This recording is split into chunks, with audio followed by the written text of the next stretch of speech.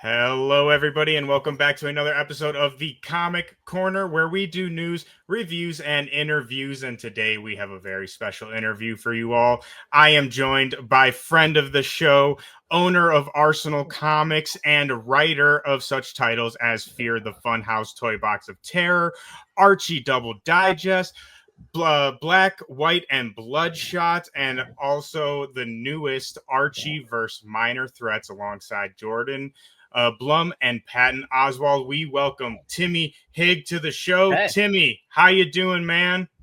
I'm great. I'm great. Thanks for having me. This is awesome. I'm great. I can't complain. I'm living the dream. I'm writing comics. I'm selling comics. I'm promoting comics. Life's good. Life's good. Life is good, my friend, and you are booked and busy, and that's what we're here to talk about today. Yeah. But before we get into that, I just want to highlight you real quick. We're going to get into some of your history a little bit before we get Yeah. to Minor Threats. But I got to say, so Arsenal Comics, you are obviously, I said in the intro here, you are the owner. And I just have to highlight Arsenal Comics because it is one of my favorite comic shops I have ever Thanks, been man. to.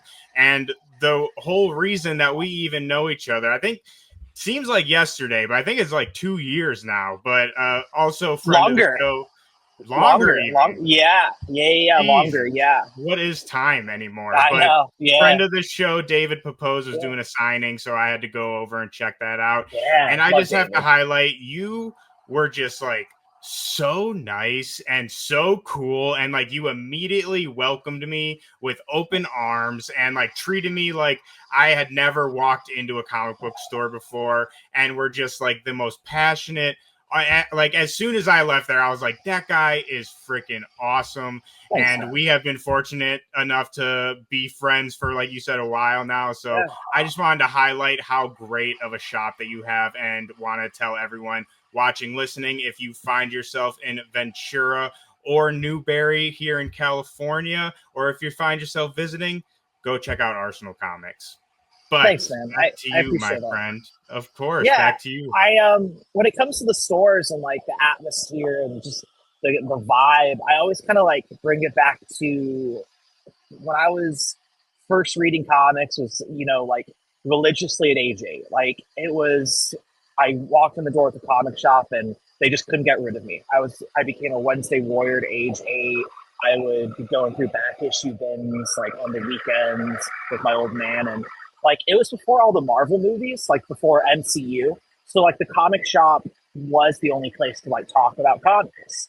And none of my friends at school, elementary, middle, high school were into comics. So like it was the comic shop for me. And it was the place where, it was just the camaraderie, talking about what you love, talking about last month's cliffhanger.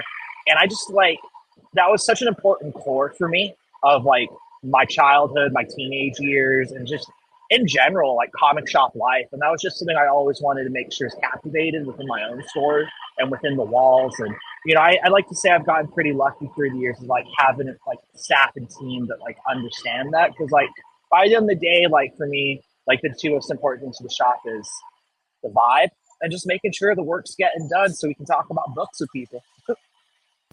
And you absolutely, in my experience, do that pretty much Thanks, better man. than anyone else. And again, that's no shade to any of the other comic shops. We love all of our shops. But A lot of great stores. going off of that, something that you said that I really loved, and I think fits perfectly with what you're just talking about here, with owning the shop. And when someone asked you about like what is like the typical Arsenal customer, or like the typical person who comes into Arsenal, and your response was, at the end of the day, the core customer for Arsenal is me when I was a kid, all the way to who I am now. Just someone who wants to talk comic books and be around people that love the same thing that I do. A place that Spidey would be proud of and want to hang out at. And I just thought that was like, that could be a poem. Like, that is so Thanks, beautiful. man. And I think really captures just everything that you're talking about here with, your mission with the comic shop and making it that welcoming place. And going off of that, speaking of the shop, before we get into some of your comic book work, I want to ask you, so you opened the shop at 22, which is Yeah, I pretty, was a kid. yeah, pretty insane. It's Yes. actually insane.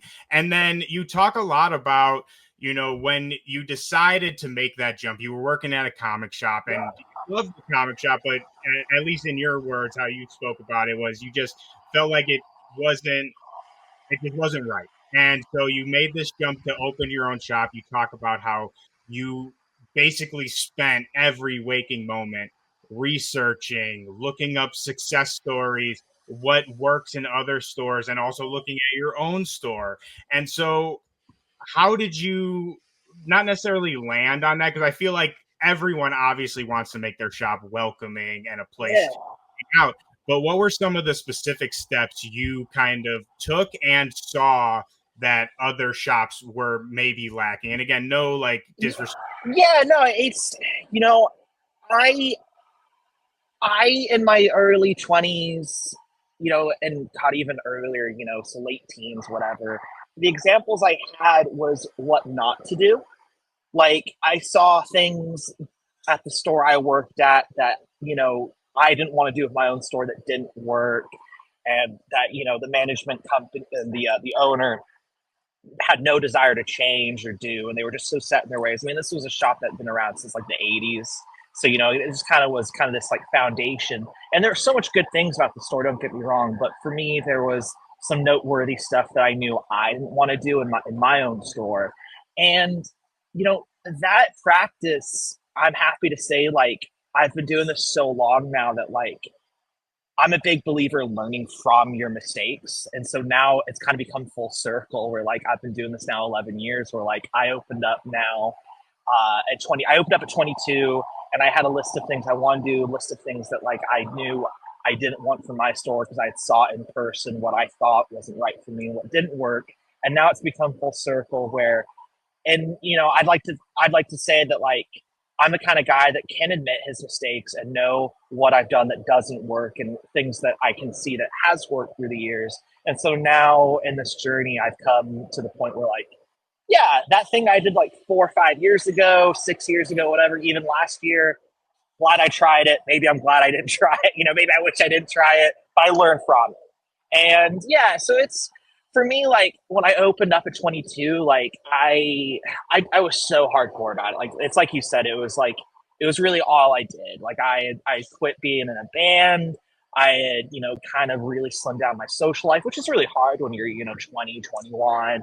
And yeah, I was just like working at the day. You know, I would, in the mornings before working at the shop that I worked at, I would be flipping collections I bought at yard sales, garage sales, swap meets. I mean, I've been an eBay guy since like age 12, no, maybe 10. I used to flip Star Wars toys too as a kid. Like, I've had a, I've, yeah, I Always a was, businessman. Always a businessman. it was a way for, it was a way for me to buy more comics and toys, you Yeah. know?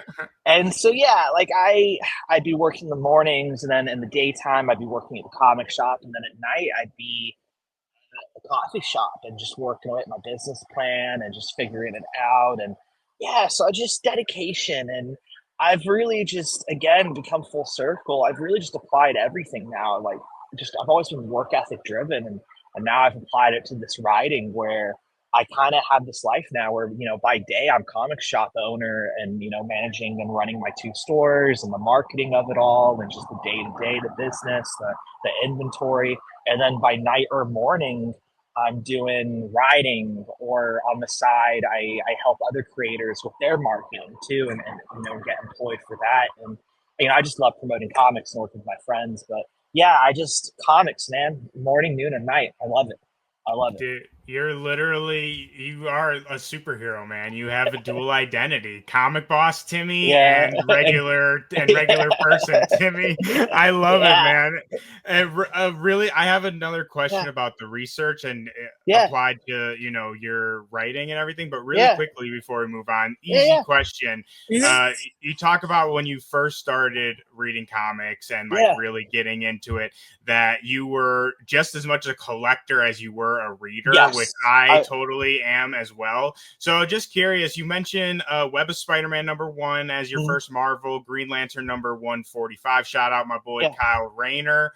But right. besides like those first couple issues, Yeah. can you remember like maybe one of the first like key issues you got, or Yeah, maybe not even a key issue, but like something you really were like, oh my gosh. yeah. My first Silver Age Spidey comes to mind. I bought it at a Wizard World con, which are no longer a Yo, thing. Wizard World. I Yeah. went to those in Yep. Chicago. That's Yep. crazy. And this one was Long Beach, and it was my first big show because my first comic convention I went to pretty young. Around this time, I started reading comics around like age 8, and it was like little like rinky dink shows. Really fun, a lot of cool back issues, toys. I mean, heck, I even met Stanley at one of those. So like, sometimes the small shows are the best shows, Yeah. especially back in the day. But Wizard World was my first like convention center type thing, and I bought a beat up core childhood memory. I bought a beat up with my allowance, the money I saved. I believe it's Amazing Spider-Man 14. It was Spidey and Human Torch fighting the Yeah. Beetle, I know exactly what and you're talking about. Yes. beat to heck. And it was like the second, third time maybe he teamed up with Johnny. And me being a huge Spidey head, I knew that like, whoa, it was one of the first times he teamed up with one of his BFFs, Johnny Storm. Oh my gosh! And like it was beat to hell. It looked like it had been zapped by the Human Torch himself, but it was mine, and I was able to afford it. And looking back too, like it's just so crazy that like I was able to buy that as a kid, like and afford it because now Silver Age Spidey, like even low grade stuff, it's like a kid Oh, can't dude. afford that. So it's Mhm. just it's wild too, just seeing like how much time progresses. And I'm not saying I'm getting old, but like I'm getting old. It's Yeah, interesting. I'm not a I'm kid getting old, anymore. man. Yeah. It's interesting. Yeah, dude, I wish we could just talk about comics. I Yeah. wish Oh that just means yeah. we got to have you back Yeah. because we could talk about that for this entire interview. But Hey, going anytime I back, have a release, sign me up. dude, yes, please. Yeah. We should just do a Yeah. reoccurring segment every other week. Would love that. But so again, you Yeah. researched every waking minute to get this shop open. Again, Arsenal opens, it's this amazing shop, and then you find yourself dipping your toes into writing. So if I'm not mistaken, your Yeah. first piece was Fear the Funhouse Toy Box of Terror, where you did Yeah. the Archie story in there. Yeah. The first story in Yeah. that. But in that issue, sorry, I can't talk today. Yeah, it was the framework. So like Yes. it was kind of like I call it like the Crypt Keeper type story. Mhm. It was the beginning, the middle, the ties on, and then the end. Yeah. Yeah. And then so when you started this journey, when you Yeah. decided like, oh, I'm going to do this story, I'm sure, someone reached out to you, whatever. But what were some of the steps you took as a lifelong reader, as someone who is obviously obsessed? Your life is comics, but that's very different from writing a comic. So what were some of Yeah. those early kind of things you did to start writing comics as opposed to just being an observer? So it was a real like interesting domino effect because I had been playing around with a couple ideas, some original stuff, some like really cool what if pitches of just every character you could think of. And I was having a really good run about 2021, 2020 area doing covers for my stores. And I made a rule with that I would only ever do them if it was an idea I came up with and I believed in and I could choose the artist. Because a lot of the time, what people don't know is publishers with exclusive covers will come up with the artwork with the artists themselves and then pitch it to the stores. And I wasn't into that. I wanted to be something I believed in, something was an idea that I was a part of, and just for me that was the fun of it all. Like to have that creative process go into it, and you know, there most of them I'm proud to say and very happy and lucky to say that they were successful. Some weren't, of course. Break a few eggs to make an omelet, whatever. Which is funny because I don't eat omelets, but I got a knack for it, and after I reached my most successful one, which was putting Spider-Man in my hometown of Ventura, where I have one of the stores. Um, I call it my second best idea after opening up the store because it was just it was a monolith. It was just a whole thing. And funny enough, after because that was a summer, The new year after that, so six-ish months later, Ventura County had like 2 months of straight rain in January and in February. And I was spending a lot of time at home, after work. I'd just be at home, you're not going out, it's pouring down, it's miserable. And Januaries and Februaries are like pretty slow for retail to begin with. And so my county hates rain. Like if it's raining, no one's shopping. So it was like really rough 2 months of just poor business, free time on my hands. And don't get me wrong, I was still working, my ass off to try and figure out ways for the stores to generate money during these storms. But I found myself writing and on the just the pitches, refining things, whatever. And at that time, I had a relationship with Archie. I'd always been a Archie reader, collector since I was a kid and starting in comics. Watched the animated series of the '90s, and then more recently, before I opened up Arsenal, I was a hardcore collector with anything Archie horror.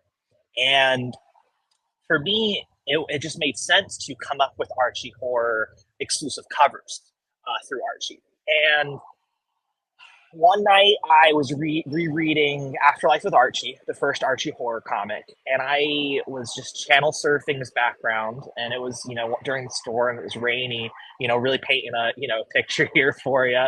Probably too many details. Can you tell I'm a That's that writer? writer in you, man. Yeah. That's the writer. And I saw that Megan was streaming. It had just come out. So this is, 2.5, 3 years ago, whatever now. Slay.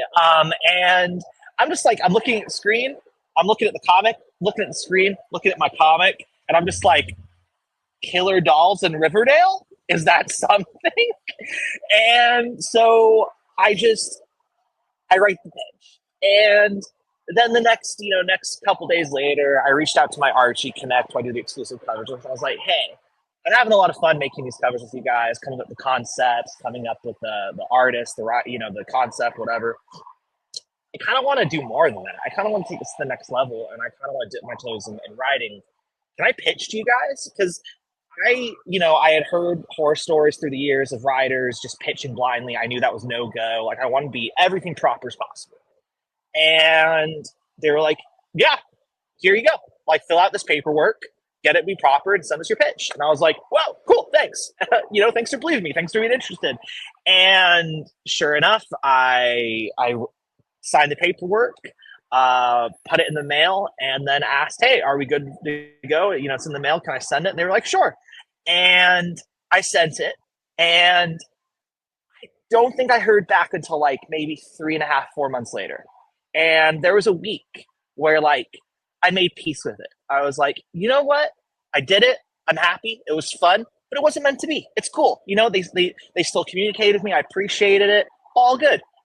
Little did I know at that time, I didn't really have an idea of how truly crazy a life is for an editor or a publisher, and just how just it all stacks up. Like I didn't know. I just kind of presumed after that long, like oh, they weren't interested or they moved on to something else.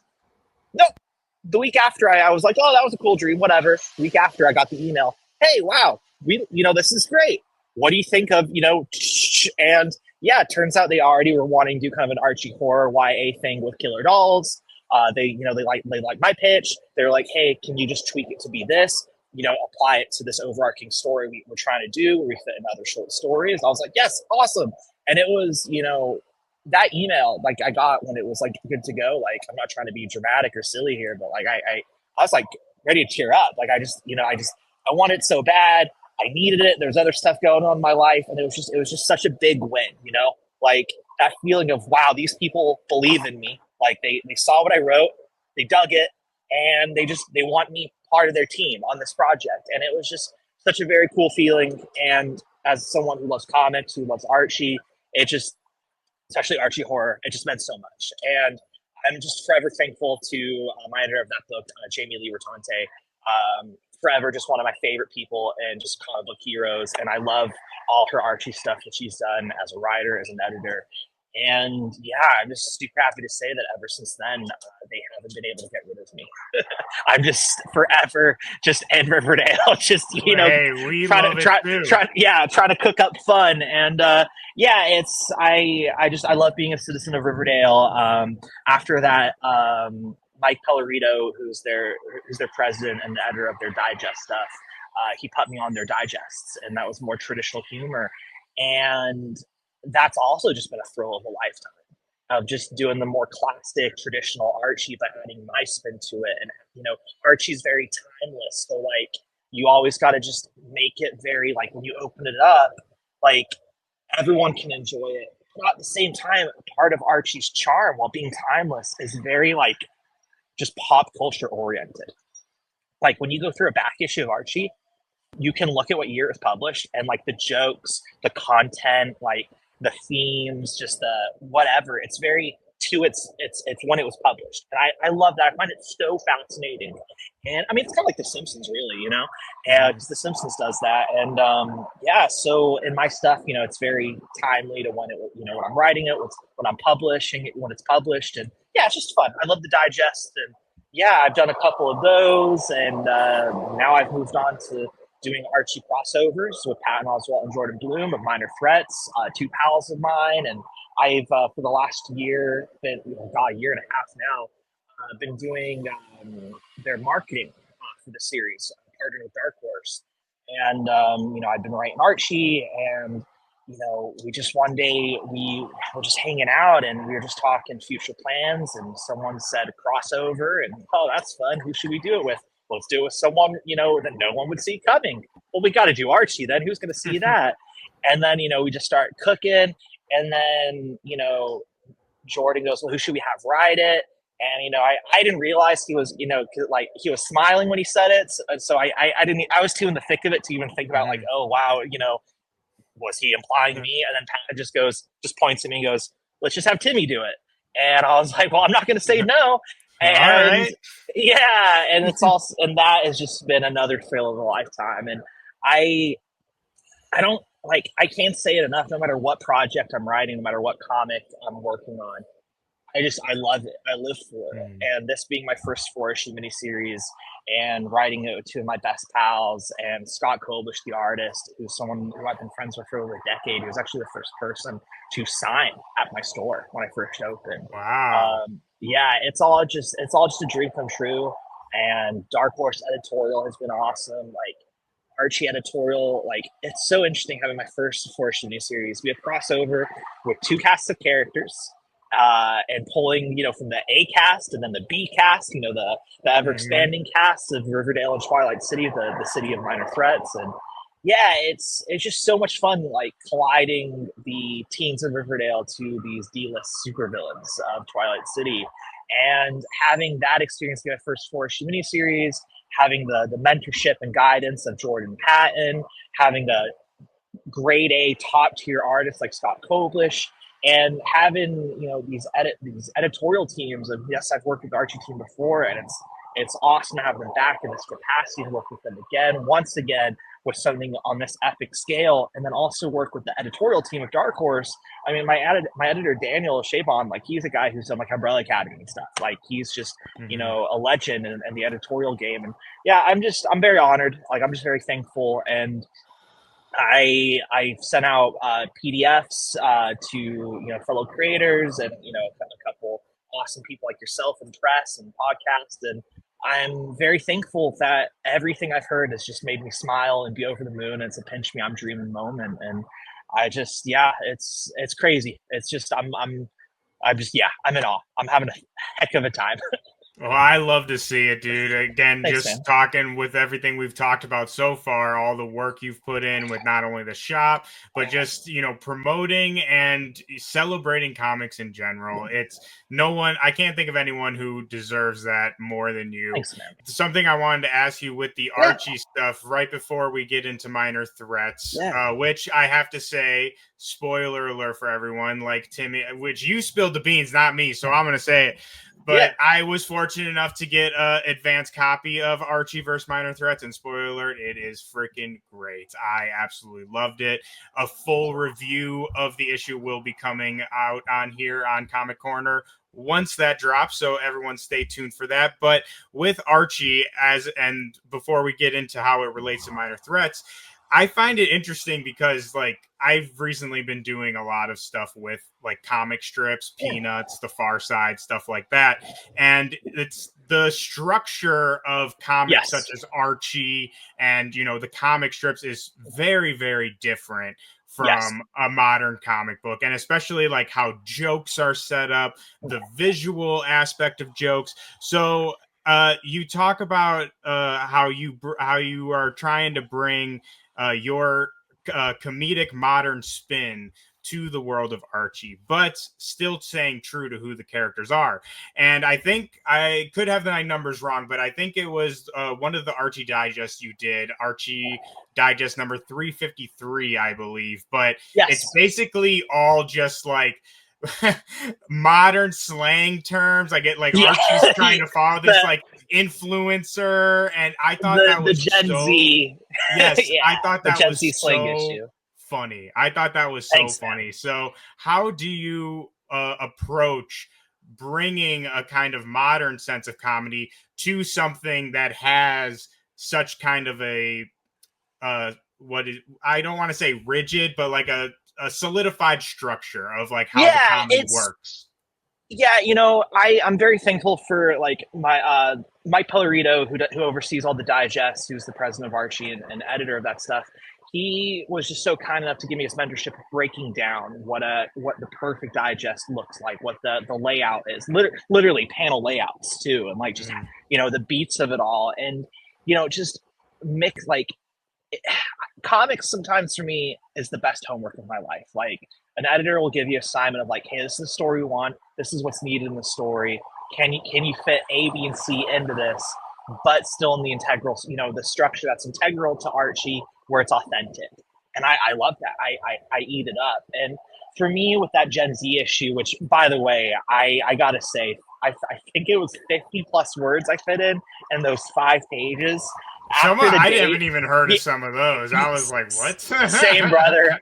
I did my homework, and man, my brain, if it wasn't for hanging out in Riverdale and hanging out with Archie and the gang, I don't know if I could have got through all those 50 words. My 33-year-old brain was just, or I was 31 at the time, 32. Yeah, 31. I was like, oh my God, what's going on? And it was a blast. But yeah, it's when I write Archie, something like that especially, I try to like, I'm thinking of 2 things. How can I please the religious Archie hardcore fans, the diehards, the regulars, the lifers, the Riverdale lifers, and then also the new residents of Riverdale, people who are entering this world as if it was their first time, and one of the smartest things I ever got told in my Archie journey was artist Bill Galvin, who I've worked with on a couple things with Archie. I had a call with him one time. We were just spitballing ideas, and he told me this phrase, like, the great thing about Riverdale is when you go there, it's a place where no matter who you are, what your background is, you can always find a friend in Riverdale. And that friend is Archie Andrews always. And that to me is just always something I think about as like an anchor to all my stories, and finding something relatable in it, no matter what, like what whatever the who, what, and why of the story is, you always got to make it so Archie Andrews is just someone that everyone can just go, oh, Archie, or root for still, despite rolling your eyes. And when it comes to the Archie versus Minor Threats thing, I really amplify that because when I write these digests, I'm trying to mix in the traditional Archie foundation, the layout of it all, mixed in with my modern spin, whatever the humor of the specific story that I want to tell or been assigned to tell. But then when it comes to the Minor Threats crossover, I'm thinking of that, but on a more broader scale. Like Mark Waid's Archie, for example, tells Archie in a traditional comic book format way, type of storytelling, but still mixed in with the beats of a classic traditional Archie story. And for someone listening who's not familiar with like Archie through the years, a digest story is very similar to a classic Archie story, like that's a regular sized comic. But the digests nowadays have more of a short page. Well, they've kind of always been like this, but more than ever, where it's like 5 pages new material, and then classic Archie through the years is cataloged in the back, which is perfect for new readers to dive into, or just fans of Archie, where you get a new story and then you're reminded of the classics.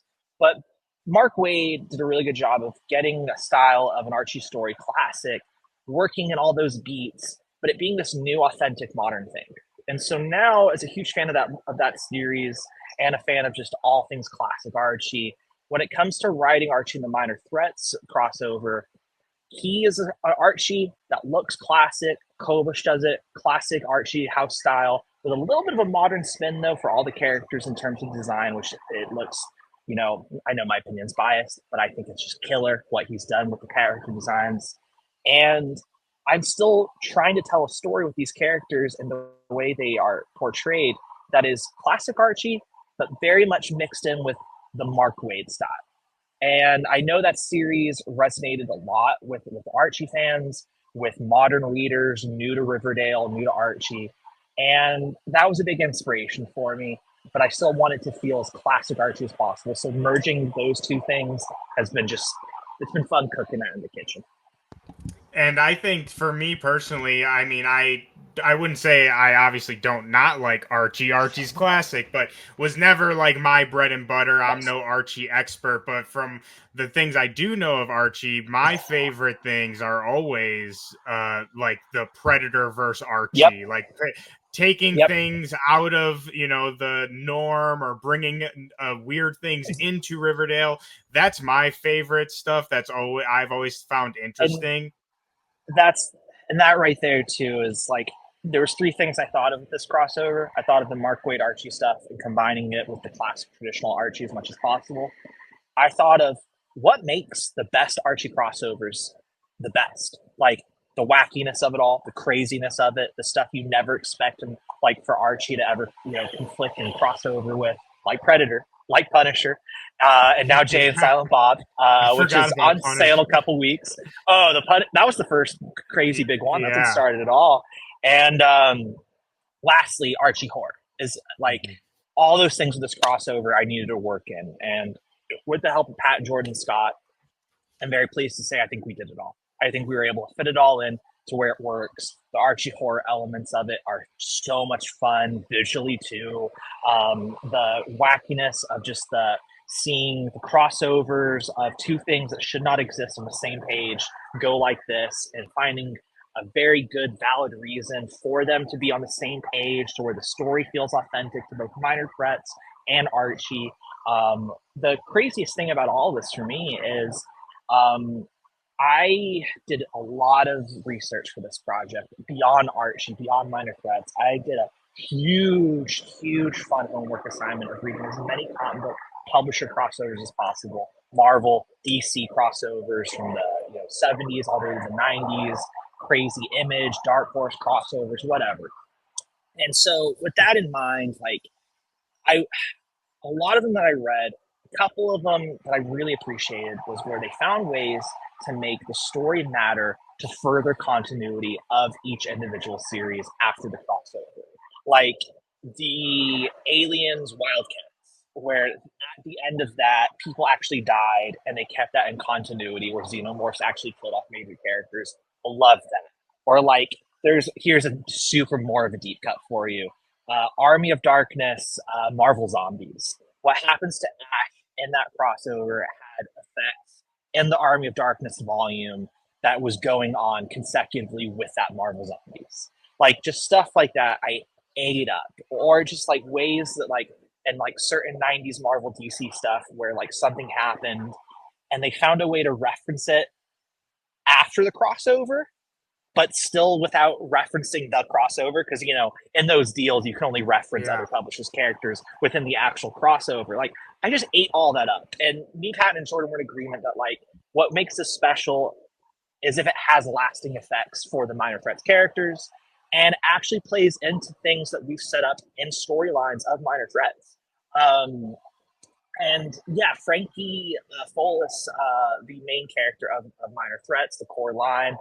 Because I say that because Minor Threats has had a couple spinoffs through the years now. Barfly being one of the most popular. Who, yes, for the people listening, there is tons of Barfly in this crossover. Which writing Barfly was so awesome, and especially partnered with Jughead. They are kindred spirits, Jughead and Barfly. And yeah, so just like she has been set up as this character that hates magic. And so when we were pulling up like storylines that have been kind of teased or lingering throughout Minor Threats, we were like, well, we want to use Sabrina, the Teenage Witch, in this Archie crossover, which, yes, for people listening, tons of Sabrina in this crossover. It's very, very Sabrina centric.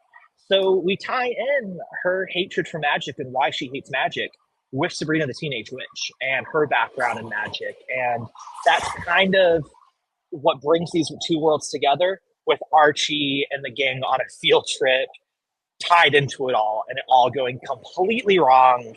And then Archie, one thing that about this crossover we're extremely proud of, and it's very hard to do with characters that have been around for 85 years. Archie's anniversary is 85 next year, I believe, or maybe it's this year. It's either this.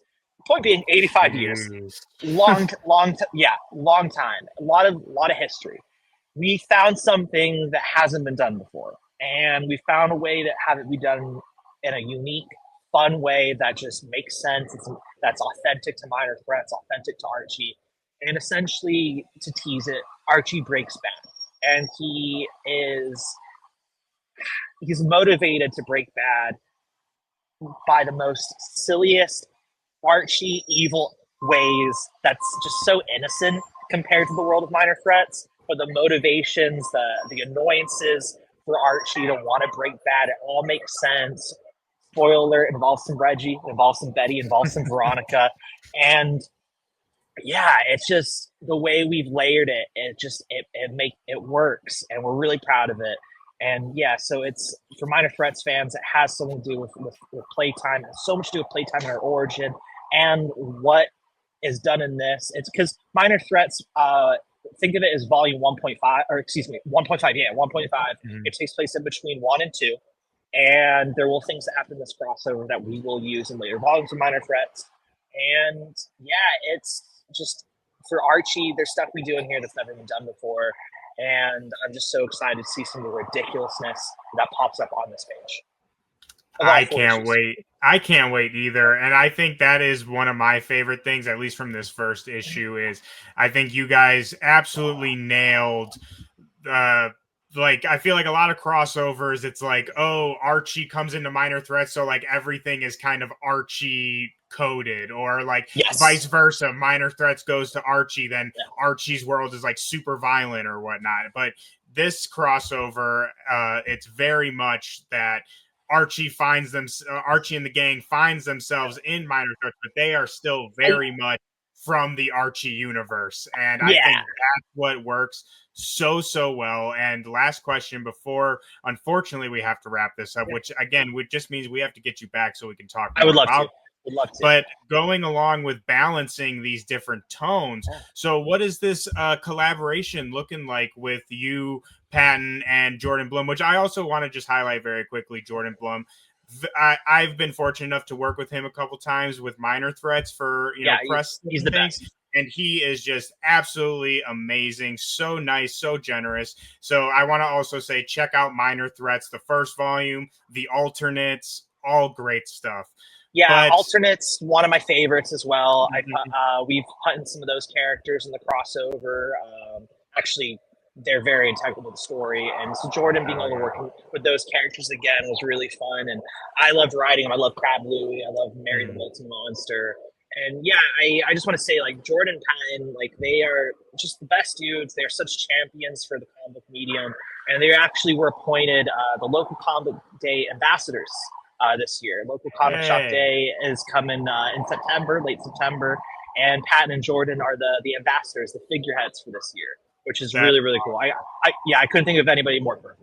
So with this crossover with you guys, obviously you guys are all working together on this. Yeah. But are you taking the main lead on all the writing, or is it like you're writing mainly the Archie stuff, they're taking the Minor Threats, or like how does that work? So We plotted it all together.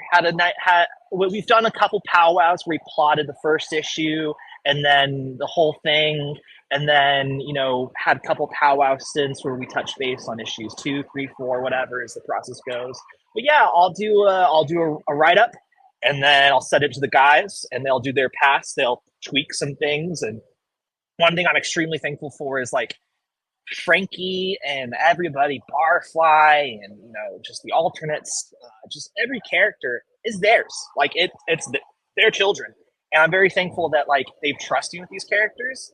And then when I give them a script, they can go through the dialogue and go, "Okay, cool. This is what we, like it's so awesome to like be able to work with people who with their characters, and then they get to go see how I've done with their characters, and then improve upon it." And just make it as authentic and real as possible. And yeah, it's been a great process. I'll script it, send it out. They'll either have some notes for me or they'll do a pass on it, and then once we're stoked on it, we send it off to both editorial teams, which has been really fun. Sending it off to, because Dark Horse and Archie both have to collab on it as editors, and that's also been a really cool process. That's amazing. I think you absolutely captured the Minor Threats like voice and vibe absolutely perfect. That's why I wanted to ask if you're doing both, because it just feels so consistent. And I just trying my best to do both, and thankfully I have the creators of Minor Threats helping me make sure it is as authentic as possible. Well, you're killing it, man. Like I said, I could not be more excited for the rest of this series and everything else you got coming down the pipeline. So before we get out of here, obviously this is the part of the show where we let you plug yourself, tell the people what's going on, remind us when is I don't have the date in front of me. August 6th. I should have wrote it down. August 6th. Yeah. First issue's August 6th. And if you're at San Diego Comic-Con, we will have the comic early at the Dark Horse booth to sign, which is going to be really fun. There's a Minor Threats panel where we'll be talking about the crossover, of course. And yeah, it's a blast. San Diego is going to be killer, San Diego Comic-Con. And then the week after is the whole release with the series, with the first issue. And then it's going to be running all the way to August, September, October, November. Yeah. So yeah, November will be issue 4. And yeah, I will be extremely sad when the series is over. My life this past year has been all about Archie versus Minor Threats. It's going to be weird when it's over. I'm outlining issue 4 and going to start scripting it hopefully tomorrow. And so issue 4 will probably be done by the time, San Diego starts. And of course, by the time the issue 1's released. And yeah, it's been just such a highlight of my comic book writing career. And I will definitely be smiling, but with one tear when it wraps up. But I definitely can say, I will have more trips to Riverdale in my life, of course. So, I will be returning, and, I work so closely with Patton and Jordan, helping out with all the Minor Threats marketing and getting it out there. And they've all been happy with me with this crossover, and I, of course, am smiling like crazy. So I would like to say I'll have a trip to Twilight City again. Hopefully, fingers crossed. But we'll see what the future tells. I mean, I think it's a pretty sure bet that we're going to be heading back to Twilight City again. And again, I cannot be more excited for all that. And not only that, but you have made me an Archie fan now. So I am most likely going to be going back to Riverdale myself and reading some Archie. But everyone watching and listening, as always, definitely you have to go pick up Archie versus Minor Threats. If you're a fan of either or neither of them, you will absolutely love it. And also go check out all of Timmy's other work on Archie, also Bloodshot. My friend, I cannot thank you enough for coming on here and talking with me about this. My pleasure. Everyone out there, again, go pick up Minor Threats. Go check out Arsenal if you are in the area. And also make sure to follow us as well at Agents of Fandom, Agents of Fandom on Twitter, TikTok, basically everywhere else you can find. You can catch us on the Comic Corner every Thursday, where we review our favorite issues of the week and go over the news. And you can also check out our main podcast channel, where we have an episode basically on every TV show that you're watching.